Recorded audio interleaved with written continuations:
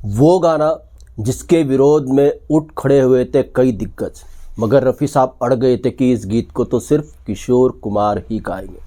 क्या था पूरा किस्सा दोस्तों, कौन से गीत का ये किस्सा था, आज मैं आपको बताऊंगा। चैनल पर नए तो चैनल को सब्सक्राइब कर लीजिएगा, बेल आइकन भी प्रेस कर लीजिएगा ताकि नोटिफिकेशन आप तक पहुंचती रहे। नमस्कार, मैं महेश कोहली बॉलीवुड संगीत के सफर से। दोस्तों 50 का दशक जब रफ़ी साहब एक तरफा चल रहे थे, इसी दशक में किशोर कुमार साहब भी अच्छे खासे गाने गा रहे थे। कोई हमदम न रहा। मगर ये वो दौर था जब किशोर कुमार साहब एक्टिंग की तरफ ज़्यादा ध्यान दे रहे थे, एक्ट वो ज़्यादा कर रहे थे फिल्मों में, संगीत की तरफ उतना उनका ध्यान नहीं था। मगर इसी दौर में किशोर कुमार साहब को भी एक से एक नायाब गीत मिले। मगर दोस्तों ये दौर वो दौर भी था जब किशोर कुमार साहब पर रफ़ी साहब की वॉइस भी पिक्चराइज हुई स्क्रीन पर। जब है दास्तां तेरी ऐ जिंदगी। ऐसा भी ये दौर था। मगर किशोर कुमार साहब को भी गीत मिल रहे थे। रफ़ी साहब तो खैर एक तरफा थे ही।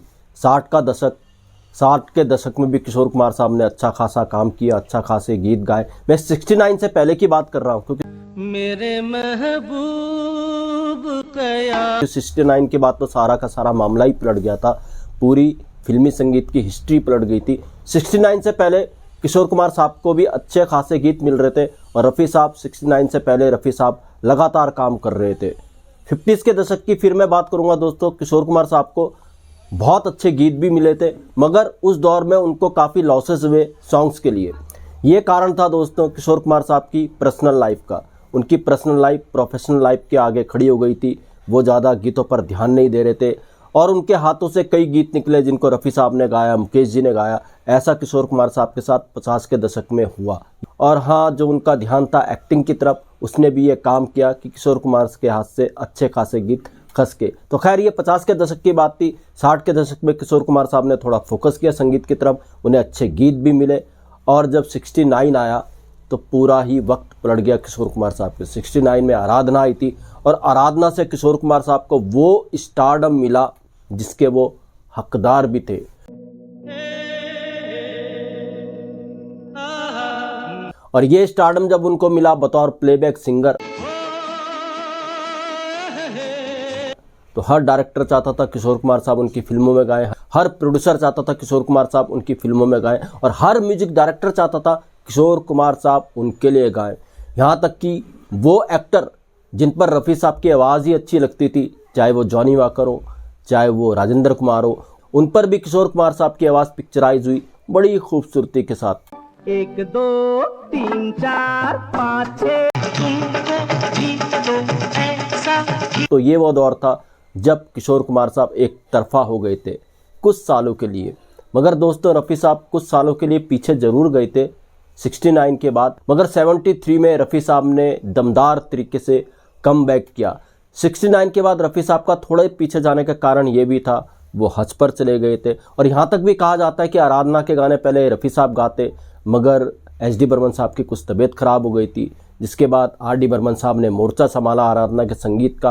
और आर.डी. बर्मन के कारण ही किशोर कुमार साहब आराधना के अंदर आए, नहीं तो रफ़ी साहब ही आराधना के गाने गा रहे होते। तो खैर ये अलग बात थी। मगर जब 69 के बाद किशोर कुमार साहब का बोलबाला हुआ तो रफ़ी साहब थोड़े से पीछे इसलिए भी गए, वो हज पर भी चले गए थे और कुछ लोगों ने उनको सलाह दी थी कि आप गाने मत गाइए, अब आप हाजी हो गए हैं, आपके लिए गाना गाना हराम है। और रफ़ी साहब ने इसका पालन भी किया।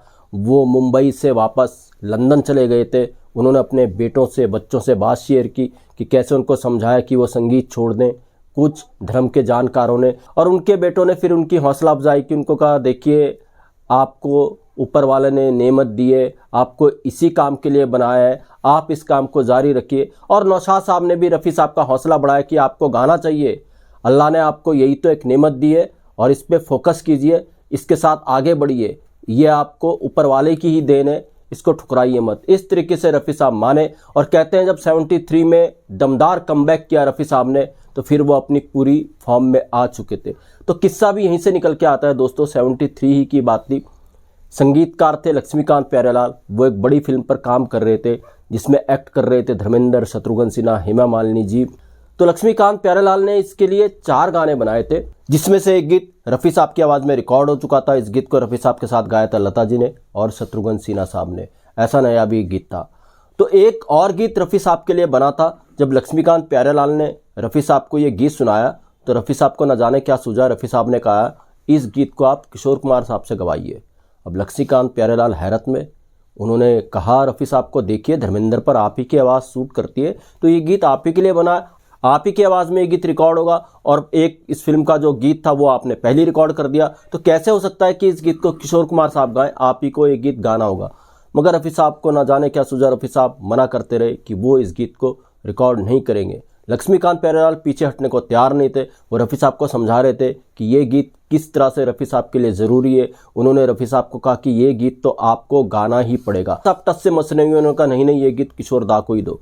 अब लक्ष्मीकांत प्यारेलाल जब थोड़ा परेशान हुए कि रफ़ी साहब मान नहीं रही हैं, न जाने क्यों वो कह रहे हैं कि ये गीत किशोर कुमार साहब ही गाएंगे, तो इस फिल्म के डायरेक्टर थे दुलाल गुहा। लक्ष्मीकांत प्यारेलाल ने दुलाल गुहा से कहा कि रफ़ी साहब मान नहीं रहे हैं, तो दुलाल गुहा ने भी रफ़ी साहब को समझाया कि ये गीत रफ़ी साहब के लिए ही बना है। और दुलाल गुहा का भी रफ़ी साहब को कहना था, देखिए धर्मेंद्र पर आप ही की आवाज़ अच्छी लगती है, इसलिए इस गीत को आप ही रिकॉर्ड कर दीजिए। मगर रफ़ी साहब ने बिल्कुल एक सिरे से खारिज कर दिया, वो इस गीत को नहीं गाएंगे, ये गीत उनके लिए नहीं है, ये गीत आप किशोर कुमार साहब से ही गवाइए।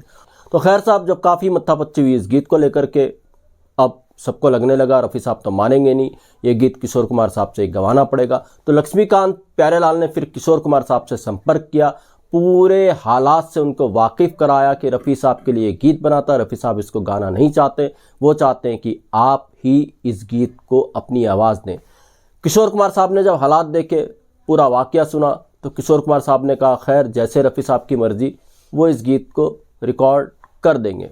तो इस तरीके से फिर ये गीत किशोर कुमार साहब के हिस्से आया। जी हाँ दोस्तों, ये फिल्म कौन सी थी, ये गीत कौन सा था? ये फिल्म थी दोस्त, जो 1974 में आई थी और ये नायाब गीत था, गाड़ी बुला रही है, सीटी बजा रही है। गाड़ी बुला रही है, सीटी। और इस गीत की खासियत देखिएगा दोस्तों, जब फिल्म फेयर अवार्ड दिए गए 1975 में 74 की फिल्मों के लिए, इस गीत ने बेस्ट मेल प्लेबैक सिंगर का फिल्म फेयर अवार्ड लिया और बेस्ट लिरिसिस्ट का फिल्म फेयर अवार्ड भी इस गीत को मिला, जो आनंद बख्शी साहब ने लिया।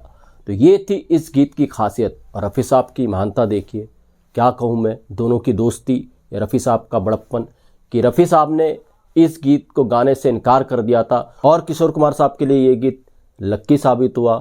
उनको इस गीत के कारण एक और फिल्म फेयर अवार्ड मिला, फिल्म फेयर अवार्ड से उनको नवाजा गया, एक और फिल्म फेयर अवार्ड उनके खाते में आया। तो ये थे रफ़ी साहब और किशोर कुमार साहब।